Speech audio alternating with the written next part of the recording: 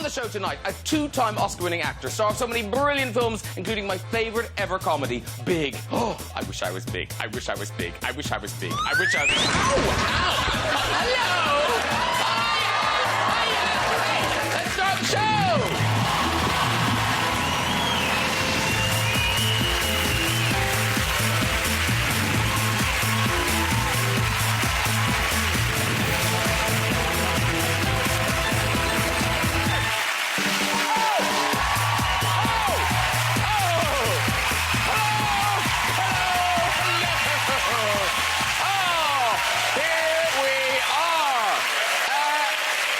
Ladies and gentlemen, what a great show we've got for you tonight. Acting legend, two times Oscar winner, Tom Hanks is here.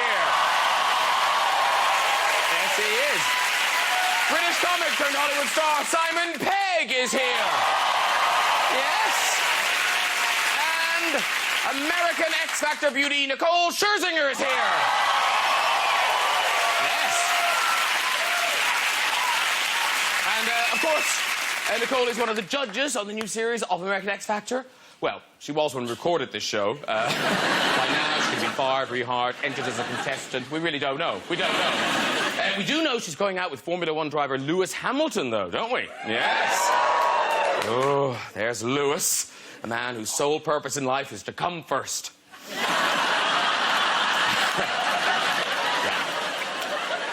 And really quickly. Simon Pegg is here. Simon, of course, recently starred as Scotty in the new Star Trek movie. That's where the crew of the Enterprise travel where no man has gone before.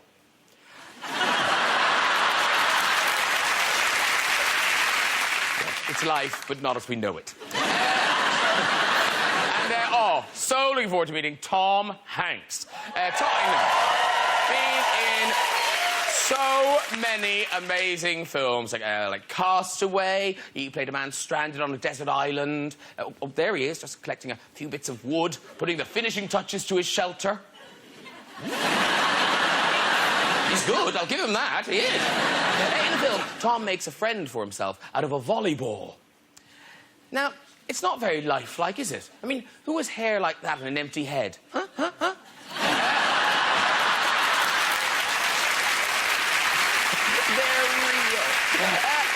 But, of course, Tom also starred in the epic World War II movie, Saving Private Ryan.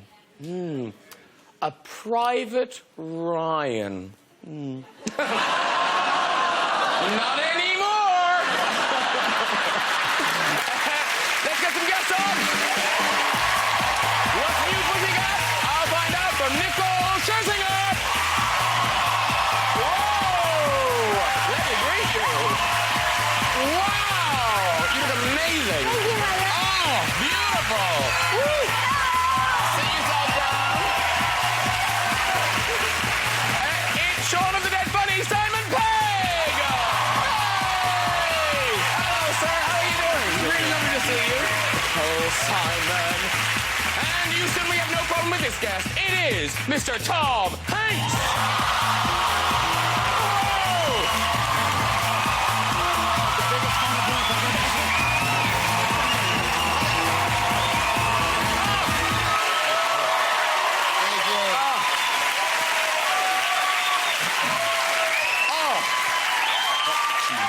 That is a cool couch. That is a very cool couch. Well, in honor of Nicole, we're all going to sit up here on the edge of it with our legs crossed.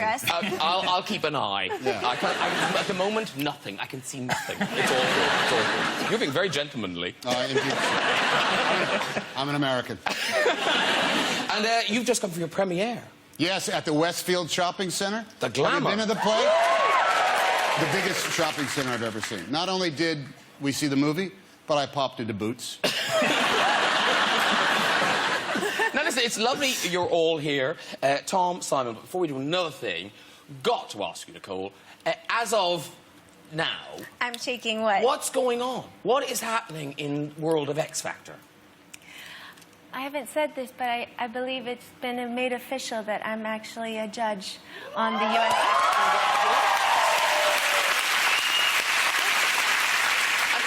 Did they keep you in the loop, or are you kind of finding out along the rest of us? I'm kind of finding out along the rest of us as well. I mean, it's kind of crazy when you get a phone call and you read it in the paper first, but, you know, I was the host of the U.S. X Factor, and now I'm having this amazing opportunity to be the judge now. Yeah. If you eat a bad salad from Germany, you'll be the most famous person in the world. And sleep with Ryan Giggs. Yes.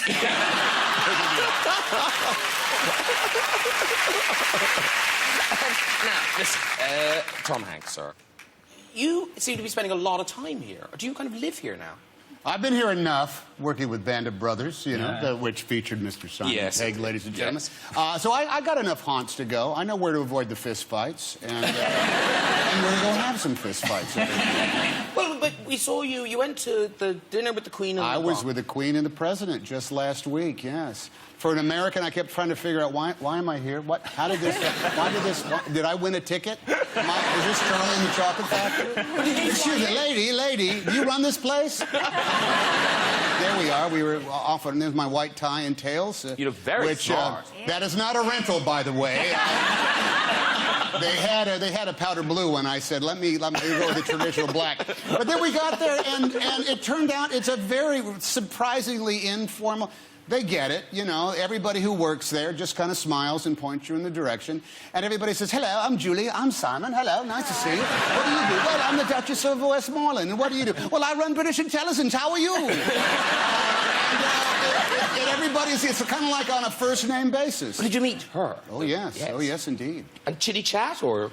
I talked about doing Shakespeare when I was, that was how I got my start in the United States, doing Shakespeare. And we compared notes on that. She did say this, we love to go to the theater. I'm not going to do an imitation of the Queen. So if I fall into that, you cut it. You cut it. You take it out of the show. And she said, we love going to the theater. And my sister, oh, we love to go to the theater. And my sister could go to the theater and hear a song once and then come home. And I said, play it on the piano? And she said, yes. My moment with Her Majesty, who used to call Her Majesty first, and then you call ma'am. But now, weirdly, there's been a lot of that, because you've met the Queen, Simon, haven't you? I did. I met her recently, yeah. I met her at the Narnia premiere, and she... I thought I broke her, to be honest. I thought... the Queen has never had to worry about the awkwardness of starting a conversation. She's never had an embarrassing pause, because she always must speak first. So she takes as much time as she wants to do that. So she came up to me... I was standing next to young Joe McElderry, the X Factor winner. Oh. And she said, and you're a musician? To him. Well, someone whispered that he was in her ear. And then she came up to me and she went... and I was just waiting for her to speak, and I swear it was like 30 seconds, and I started to bead sweat. And then she just went, and what do you do? Like that, and I almost hugged her, because I thought, thank God, you're still with us. And then... But then the brilliant one was Philip came by, and because I played a mouse in Narnia, did the voice of a mouse, and someone told him what I was doing, and he said, when did you realise you had the voice of a mouse? I suddenly thought, you think I was cast because I have a naturally mousy voice. He thought I have some sort of disability that has given me an acting career. But I made her cry. I have it on good authority that at the end of Narnia there's a very sweet moment with Reepicheep the mouse. He does this very moving thing, and the Queen was, I swear to God, sitting maybe 5 seats down from me wearing 3D glasses, which is a sight to behold, to see the monarch in 3D glasses. And they weren't even gold on a stick, they were just plastic... Buddy Holly-style 3D glasses, and she dabbed her eye with a tissue. You actually thought the Queen was going to have gold 3D glasses? Dude, it is so lifelike. I don't think that's going to happen. Just spoke. And Nicole, you haven't met the Queen, but you did. You and the Pussycat Dolls performed for Prince Philip and Camilla. You were shocked by that picture. Prince Charles. Did I say Prince Charles? Prince Charles. And Camilla. Yes. What song did you choose to perform in front? Ooh, that's a good question. I think we performed I Hate This Part. No. Really? We did? No. You got up in front of Prince Charles and Camilla and sang Don't You Wish Your Girlfriend Was Hot Like Me. Wow, we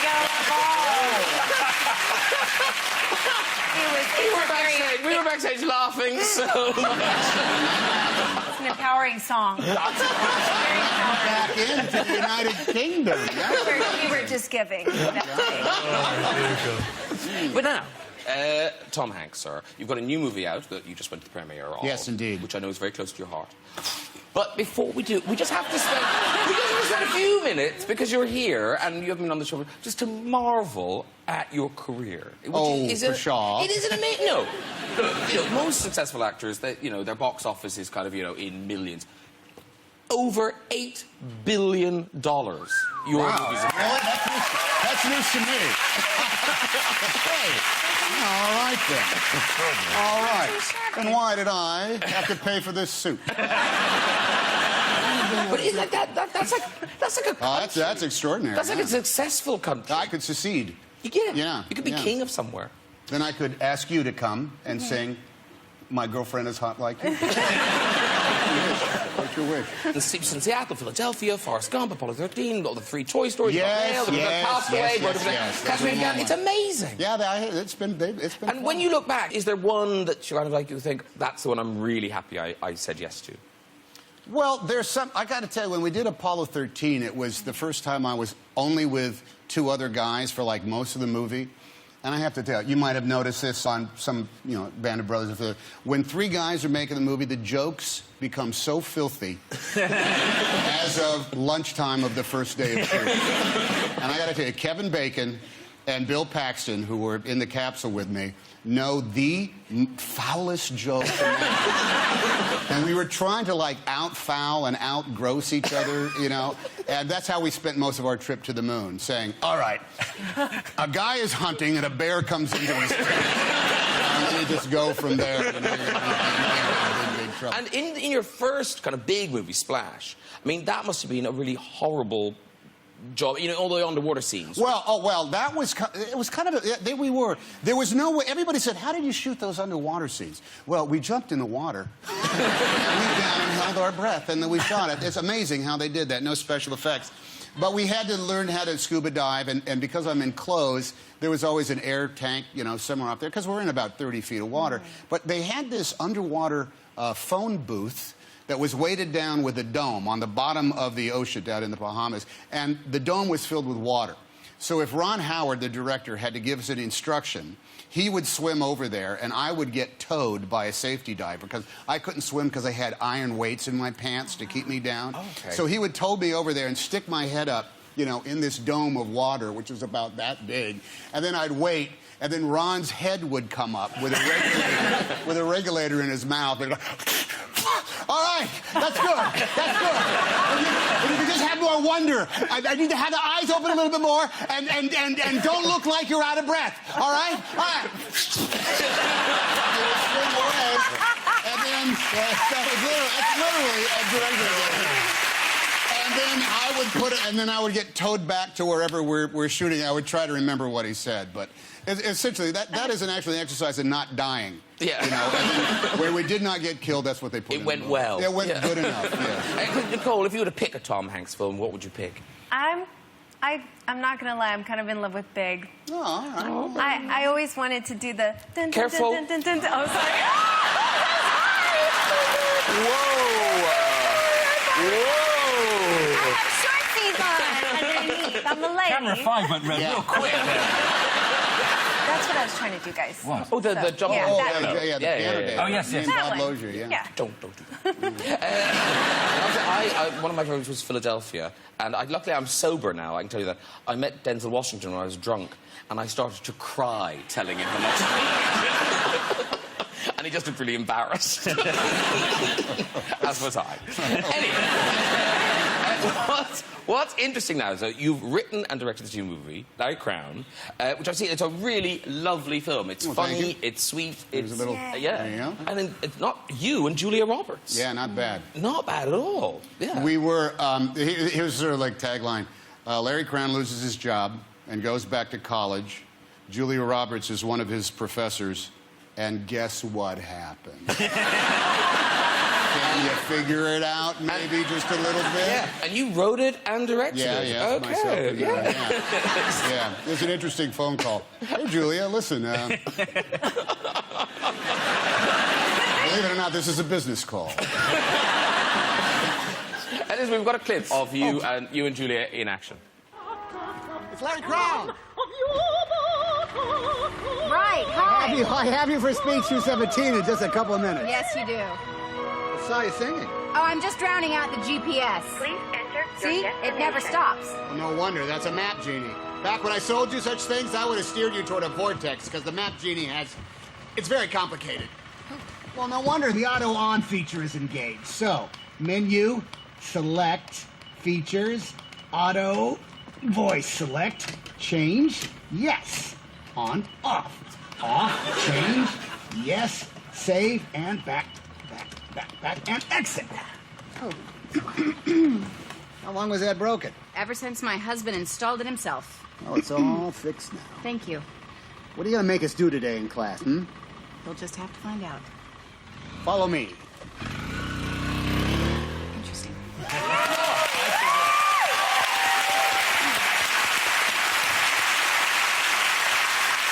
I predict every man in the UK will want to start wearing one of those helmets.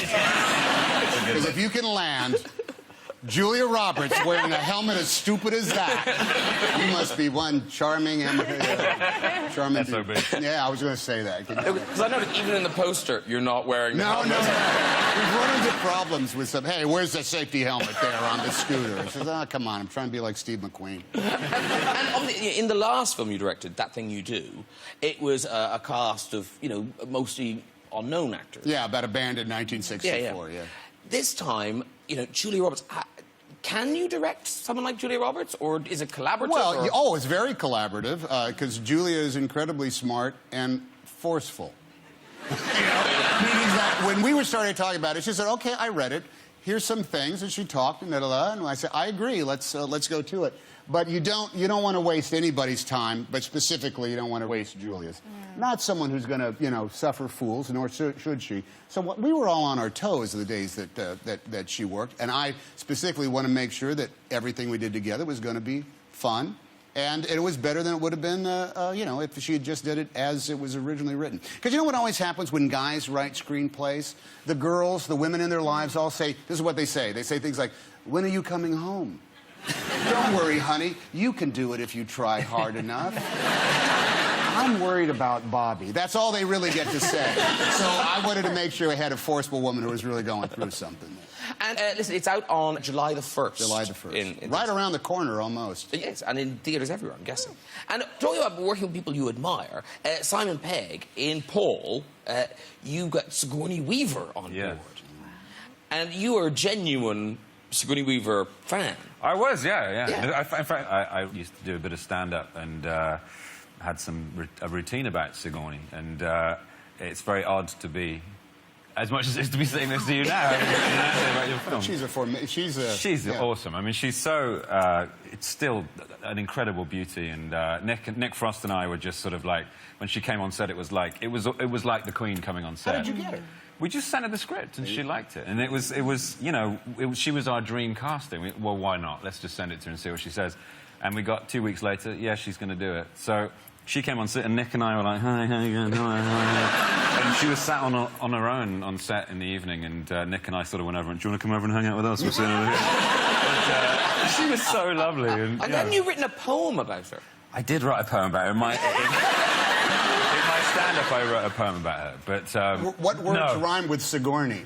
Horny, of course. Got a massive leap. I know what you make me think of. My penis.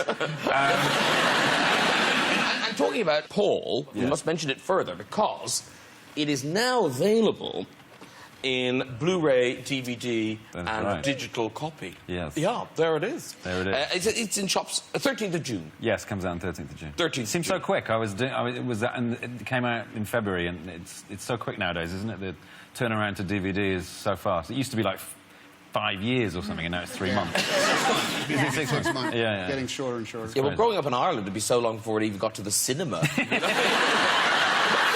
people were dead who were going to see their films. You thought the soundtrack to every movie was this.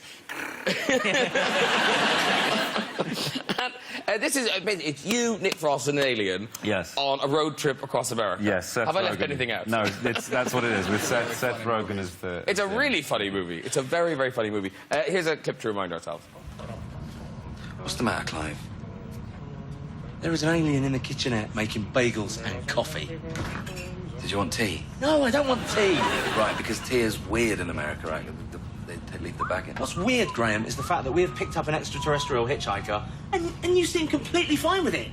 Bagels and coffee. Well, he said his life's in danger. He needs our help, you know? I mean, sometimes you've just got to roll the dice.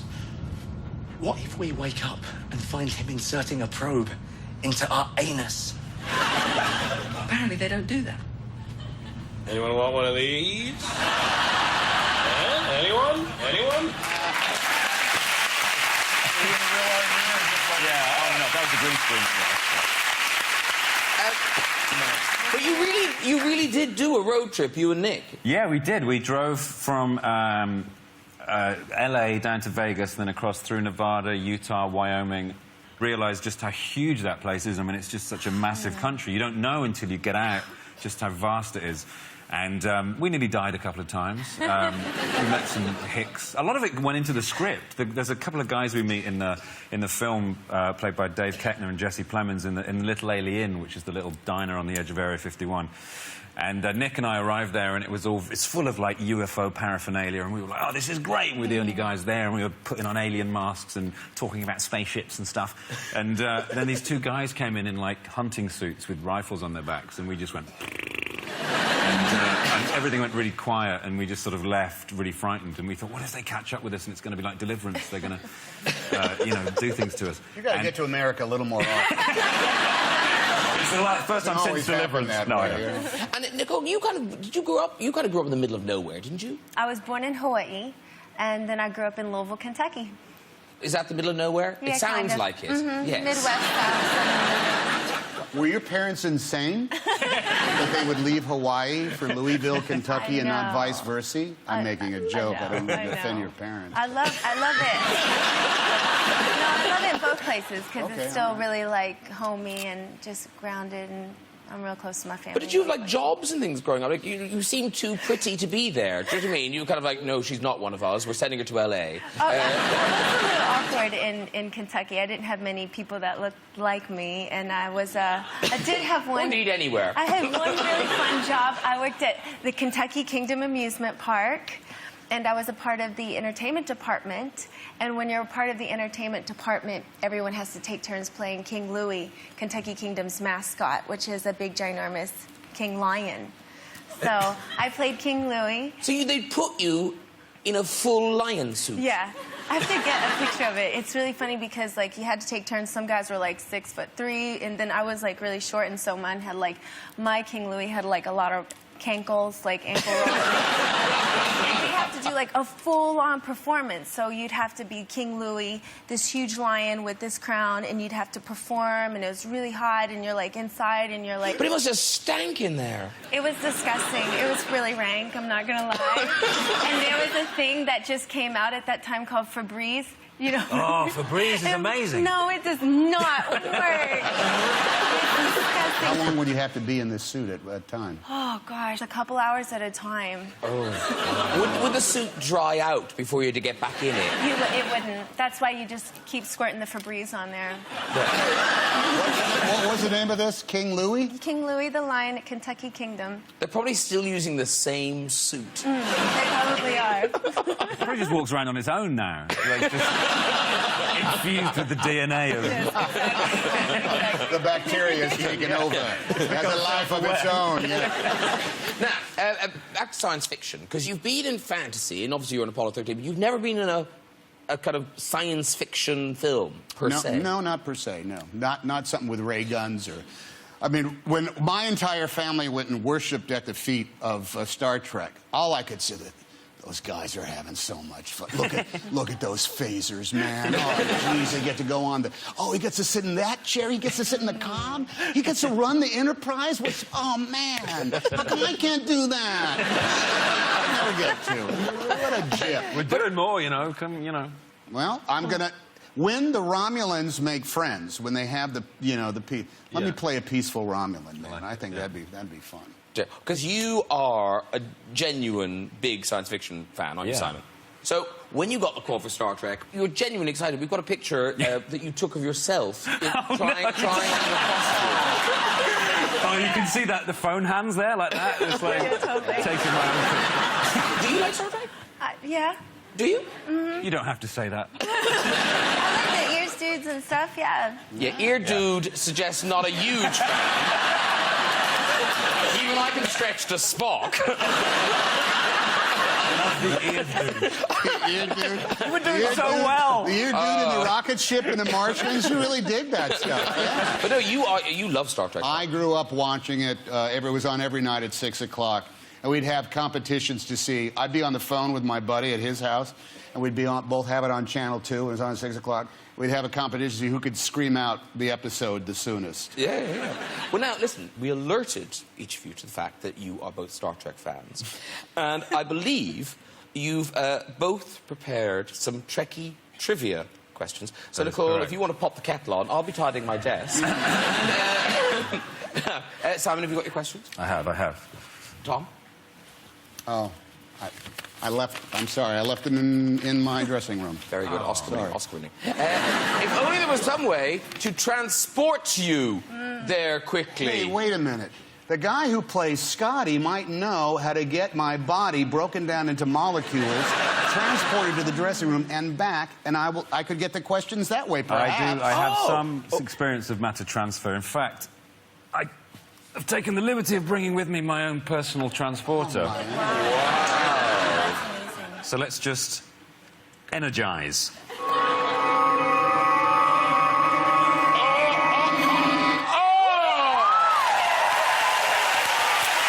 Nicole Scherzinger, excellent work. Okay. Nicole, gather yourself and prepare to be amazed once more as we bring Tom back. You're very good. Going to lock onto his coordinates and energize.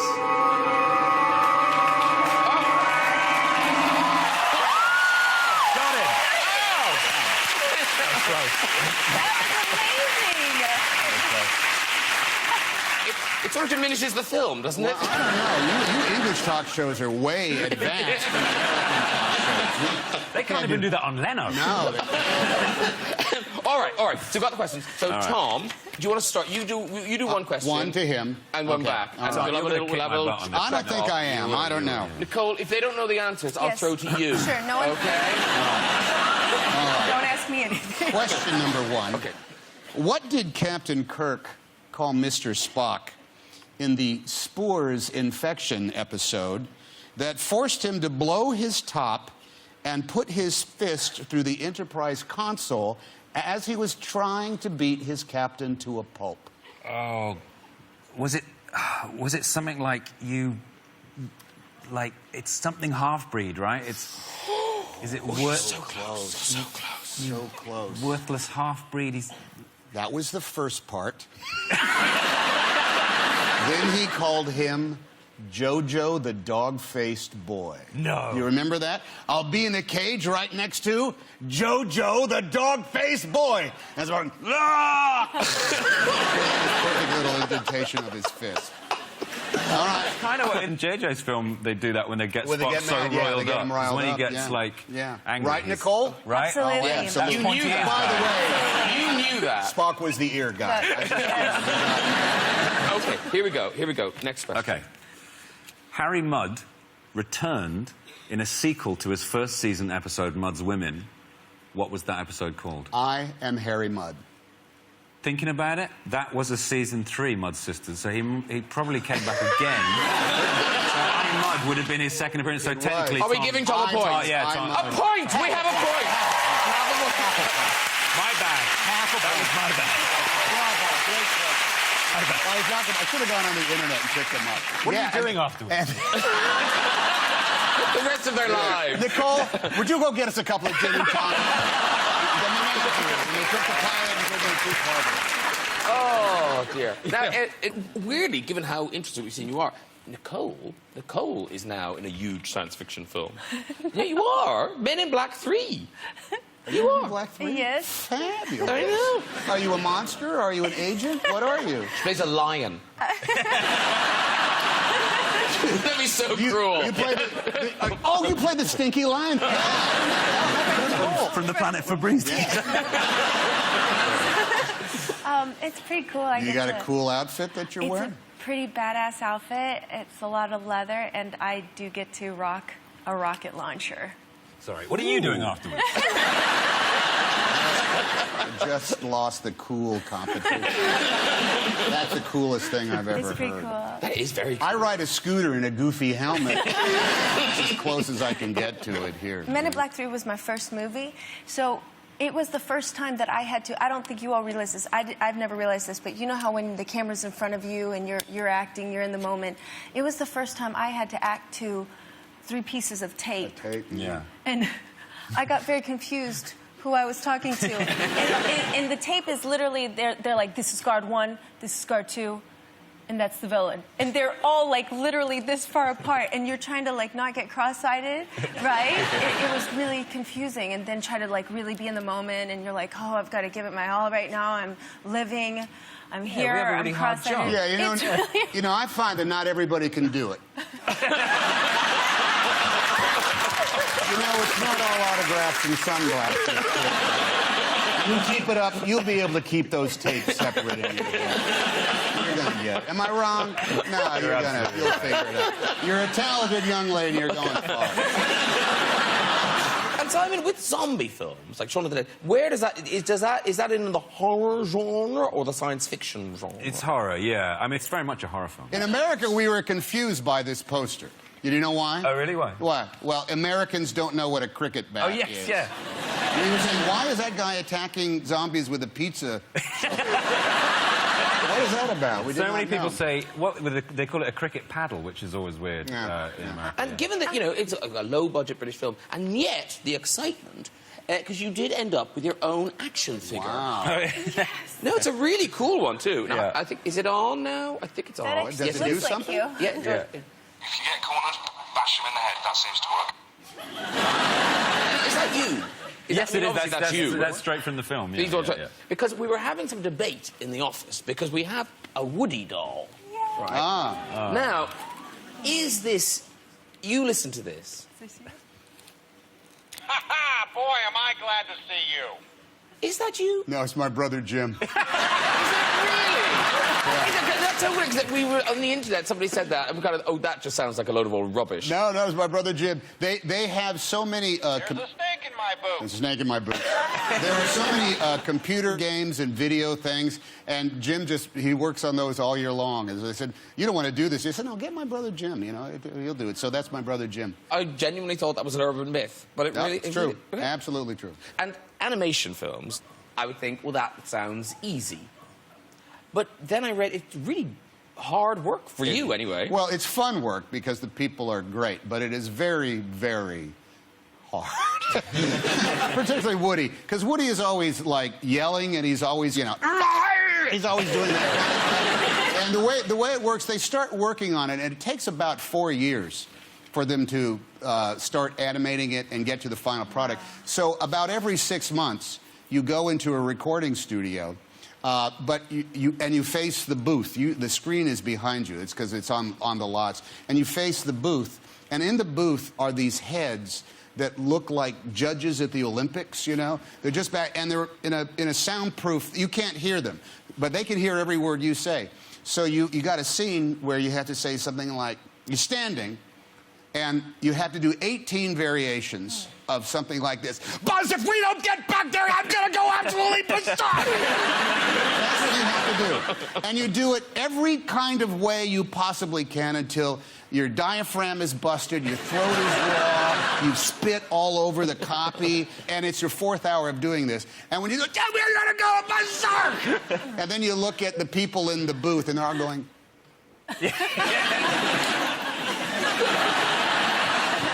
And they almost press the talk back that they could talk. They go...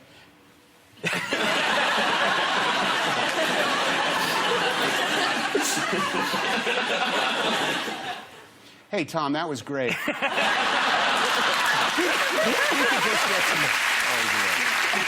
We did try, by the way, Nicole, to get... there were some dolls of the Pussycat dolls, and we thought, oh, we'll get them in. Yeah. But they were withdrawn Yes. because they were unsuitable for children. Why didn't they just sell them somewhere else? They would have gone like hotcakes. Come on. Come on. Now, you are very shortly going to be performing your new single, right there, from first solo album, Yes. Killer Love. And is it lovely being solo now? I miss the girls, obviously, because we were kind of like this whole girl gang, this force to be reckoned with when we were on stage together. But I grew up on the stage, and I love it, so I'm having a great time. And I say solo, but actually on this track, I mean, 50 Cent isn't here tonight, is he? You'd have told us. So he's on the track. No, but Tom Hankson. Okay. Oh, yeah. I'm calling 50, not 50. Yeah, I call him 50, but everyone over here calls him Fitty. With the two Ds. Most of us who know him call him Fitty, but... No, but I think because certain Americanisms sound really weird in a British accent, Yeah. like in the same way 50. that... Yeah, 50. Hello, 50. It just... So they say Fitty. Yeah, because you feel more American, more street, you know? Wouldn't they call him 50p over here?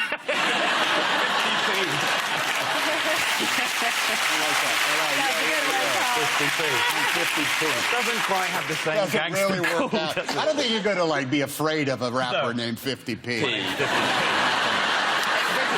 I've got to ask you, what we all want to know is you and Lewis. Yes. You and Lewis.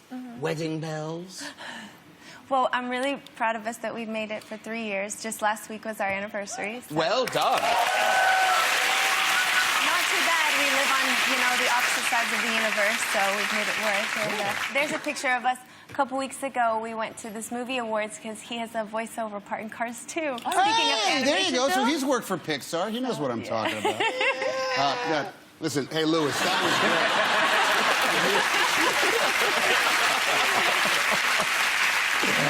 Nicole, it is time for you to sing. So if you'd like to go over and get ready and join your band. All right. Offshoot. Get careful. The band.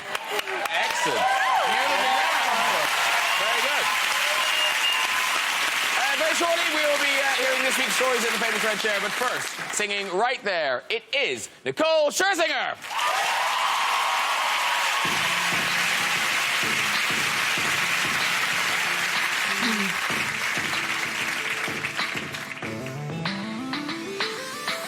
Come here, baby, hey, be my baby, hey, be my baby, oh, oh, oh. Come here, baby, put your hands on my body, oh, oh, oh. Right there, keep it right there. I love it when you put it right there, yeah, yeah, oh, oh, oh. Yeah, yeah, oh, oh, yeah. Me like the way that you hold my body. Me like the way that you touch my body. Me like the way that you kiss my... Yeah, yeah, yeah, yeah, me like it. Me like the way that he put it on me. Me like the way that he push up on me. Me like the way that he go down, down, down, down, down, down, down. And I ain't never gonna let no girl take him from me. Never gonna let no girl steal him from me. Never gonna let a girl get that close now. I tell her, hey, hey, oh, too close now. Come here, baby, hey, be my baby, hey, be my baby, oh, oh, oh. Come here, baby, put your hands on my body. Hands on my body, oh, oh, oh. Right there, keep it right there. I love it when you put it right there, yeah, yeah, oh, oh, oh. Yeah, yeah, oh, oh, yeah.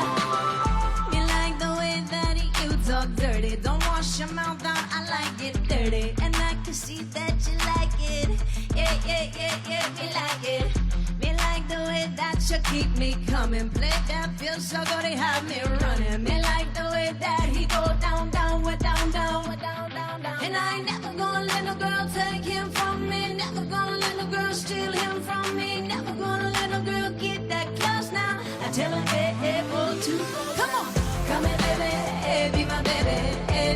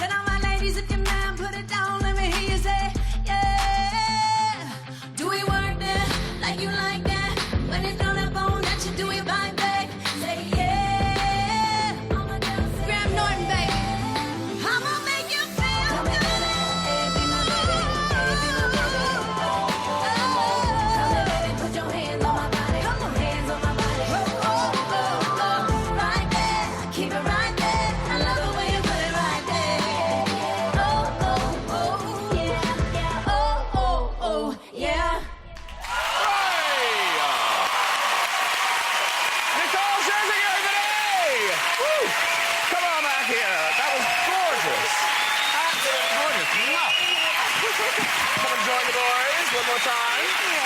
That was gorgeous. I know. Beautiful. That was the dedication to you and Wilson. Oh, man, I love that. That was steamy. Yes. Steamy in a good way. It's a beautiful love song, Graham. Don't wash your mouth out. That's a great lyric, isn't it? Don't wash your mouth out, I like it dirty. Right, before we go tonight, just time for some more stories in the red chair. So, who's up first? Who's up first? Hello, nice lady. Hello. Oh, what's your name? To Larry. That's a Vulcan name. That's a Vulcan Is it a Vulcan name? Yeah. Is it really? It is a Vulcan name. Is it really? I look to you. I say yes. Okay. Is it a Vulcan name? It's Welsh. Oh, my Lord. I should have trusted my first instinct. You just flipped that lady off that chair? I give up, man. Three of you have done very well tonight. All right. Okay, one more. Oh, hello. What's your name? My name's Andy. It's Andy! Andy! It's Andy! And what do you do, Andy? I'm a student nurse. He's a student nurse! Yay! Nothing, Andy, a student nurse. All right, off you go with the story. Right, OK. So I was on a night out with some friends, and I went to this nightclub, and I was a bit tipsy, saw a podium, thought, well, I'll have a bit of that. So anyhow, I get up on this podium, I'm dancing around, and I notice this wire hanging down from the ceiling. So I thought, I'll incorporate this into my little dance routine. So anyhow, not realising it was actually a live wire, at one point, the wire comes into contact with my tongue stud. I electrocute myself. Blue sparks come out of my mouth. I blow a fuse. The whole lights go out in the club, and all the music just goes, wow. Well done. You can walk, sir. You can walk. Well done, everybody. If you'd like to join us on the show and have a go with the red chair, you can. Just contact us via our website at this address. Thank you so much to my guests tonight, Nicole Scherzinger, Simon Pegg, and Mr. Tom Hanks. Join me next week with comedian Kathy Griffin, Wild Man Bear Grylls, and Hollywood star Cameron Diaz. I'll see you then. Good night, everybody. Bye.